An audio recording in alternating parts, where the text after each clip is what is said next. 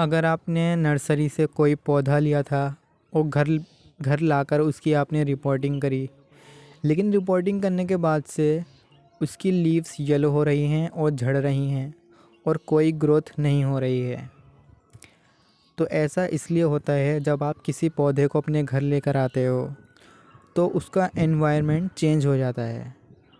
उस पौधे को वहीं नर्सरी के एनवायरनमेंट में रहने की आदत होती है और अचानक से आपके घर पर आते ही उसका एनवायरनमेंट चेंज होता है तो पौधा डिप्रेशन में चला जाता है। लेकिन ऐसा कुछ दिन के लिए होता है, फिर पौधे में ग्रोथ स्टार्ट हो जाती है, पौधा ठीक होने लगता है।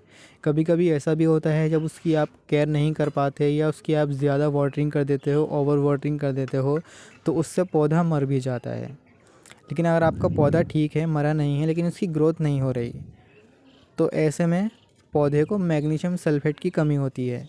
मैग्नीशियम सल्फेट की कमी से पौधे में क्लोरोफिल नहीं बनता, क्लोरोफिल जिससे पौधा अपना खाना बनाता है, और जब पौधे में खाना नहीं बनता तो पौधे की ग्रोथ नहीं हो पाती।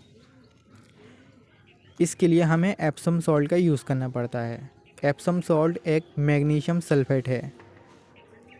मैग्नीशियम सल्फेट से पौधे की रुकी हुई ग्रोथ इंक्रीज़ होती है और उसकी येलो लीव्स भी हरी हो जाती हैं। आपका पौधा हरा भरा हो जाता है, उसमें फ्लावरिंग भी स्टार्ट हो जाती है। तो आज की हमारी ये वीडियो इसी टॉपिक पर है कि एप्सम सॉल्ट को पौधों में कब यूज़ करना होता है और उसको कितनी क्वांटिटी में हमें देना होता है। देखिए, आप जब भी पौधे में एप्सम सॉल्ट देते हैं या कोई भी फर्टिलाइज़र देते हैं, तो उस फर्टिलाइज़र को या एप्सम सॉल्ट को देने से पहले उसकी एक दिन पहले गुड़ाई करनी पड़ती है और गुड़ाई करके उसको डायरेक्ट सनलाइट में रखना पड़ता है 1 या 2 दिन की धूप में। इससे पौधे की जो मिट्टी में बैक्टीरिया, जर्म्स वगैरह होते हैं वो मर जाते हैं और पौधे तक ऑक्सीजन भी पहुंच जाती है और उसकी मिट्टी भी सूख जाती है। इसीलिए जब भी आप पौधे को फर्टिलाइज़र दें तो उसके 1 या 2 दिन पहले उसकी गुड़ाई करके उसको डायरेक्ट सनलाइट में ज़रूर रख दें, उससे इसकी मिट्टी सूख जाएगी। तो देखिए, आज दूसरा दिन है। मैंने कल सब पॉट्स की गुड़ाई करी थी और इन्हें पूरे दिन की धूप में रखा था, तो आज इनकी मिट्टी अच्छे से सूख गई है और इन्हें धूप भी काफ़ी मिल चुकी है। अब वक्त है इन्हें एप्सम सॉल्ट देने का। मैं इन्हें लिक्विड फॉर्म में एप्सम सॉल्ट दूंगा। ये रहा मेरा Epsom salt, Sabre Taylor company का है। ये मैंने अमेज़ॉन से ऑर्डर किया था। तो यहाँ पर मैंने 7 लीटर पानी लिया है और एप्सम सॉल्ट को 1 लीटर पानी में 1 चम्मच डाला जाता है, तो इसलिए मैं यहाँ पर 7 चम्मच पानी में एप्सम सॉल्ट डालूँगा।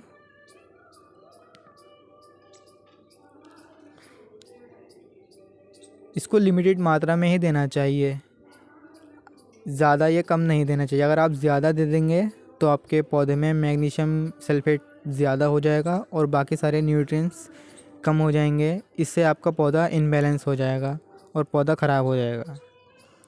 इसलिए आप इसको हल्क बहुत हल्का देंगे तो वही बेहतर रहेगा। ज़्यादा असर का एप्सम सॉल्ट नहीं देना है इसमें।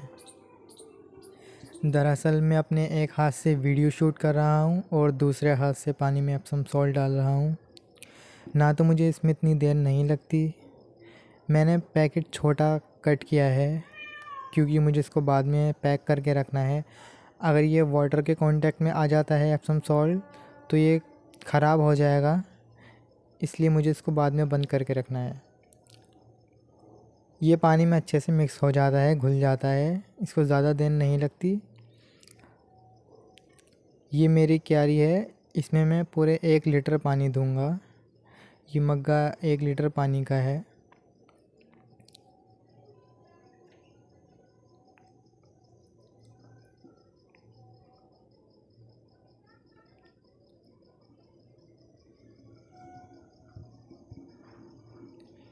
यहाँ जो मेरे गमले हैं, मैं हर गमले में आधा लीटर पानी दूंगा और जो गमला ज़्यादा छोटा है उसमें मैं आधे लीटर से भी कम पानी दूंगा।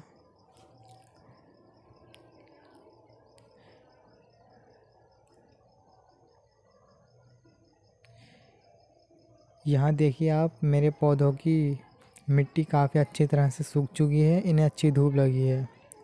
तो अब मैं अगर इन्हें ज़्यादा पानी भी दे देता हूँ तो कोई प्रॉब्लम नहीं होगी। आप जो अपने पौधों में रेगुलर वाटरिंग करते हो तो आप उसी समय वाटरिंग क्या करें जब आपके गमले की मिट्टी बिल्कुल सूख जाए। अगर आपके गमले की मिट्टी गीली है और फिर भी आप उसमें पानी दे रहे हो तो ओवर वाटरिंग हो जाती है, इससे पौधा ख़राब हो जाएगा। एक दफ़ा अगर आप पौधे को पानी कमी से दोगे, लिमिट से दोगे, तो आपका पौधा सरवाइव कर जाएगा।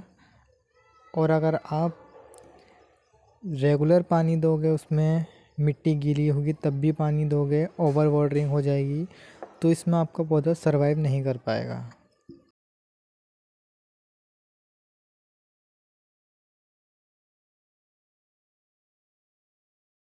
ये रहे मेरे रोज़ प्लांट्स।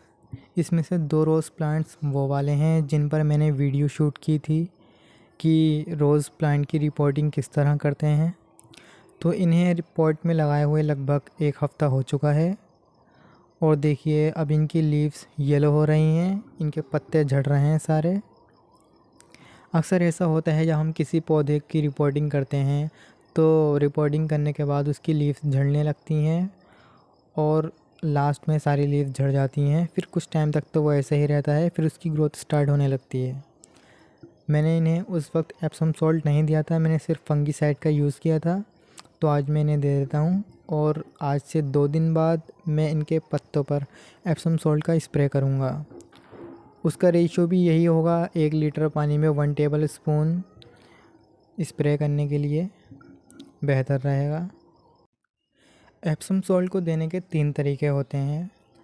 चाहे तो आप 1 टेबल स्पून एप्सम सॉल्ट पूरे गमले में स्प्रिंकल कर दें और बाद में उसे पानी दे दें, और दूसरा अभी जिस तरह मैंने दिया है पानी में घोलकर, और तीसरा इसी तरह 1 लीटर पानी में 1 टेबल स्पून स्प्रे में डालकर पौधों के पत्तों पर और उसके ब्रांचेस पर स्प्रे कर दें। डायरेक्ट सोइल में देने वाला मेथड ज़्यादा बेहतर है क्योंकि उसमें पौधा अच्छी तरह से एप्सम सॉल्ट को एब्जॉर्ब कर लेता है अपने रूट्स के थ्रू। एप्सम सॉल्ट कोई फर्टिलाइज़र नहीं है, इसे तभी दिया जाता है जब आपके पौधे में ये प्रॉब्लम हो कि उसकी ग्रोथ रुकी हुई है और उसकी लीव्स येलो हो रही हैं। ऐसे सिचुएशन में ही आप इसको एप्सम सॉल्ट दें। और अभी सुबह का वक्त है, वैसे तो शाम का वक्त ज़्यादा बेहतर रहता है पौधों को फर्टिलाइज़र के लिए या एप्सम सॉल्ट देने के लिए, लेकिन शाम में मैं फ्री नहीं हो पाऊँगा, इसलिए मैं सुबह में दे रहा हूँ। और जब गर्मियाँ आ जाएंगी तो मुझे पौधों में सुबह और शाम दोनों वक्त पानी देना होगा। और ध्यान रहे जब भी आप शाम को पौधों को पानी दें गर्मियों में तो उसे पूरी तरह से पौधों को पानी से नहलाएं। तो यहाँ पर मेरा सारा काम कंप्लीट हो चुका है। एप्सम सॉल्ट का असर लगभग 10 दिनों के अंदर देखने को मिल जाता है।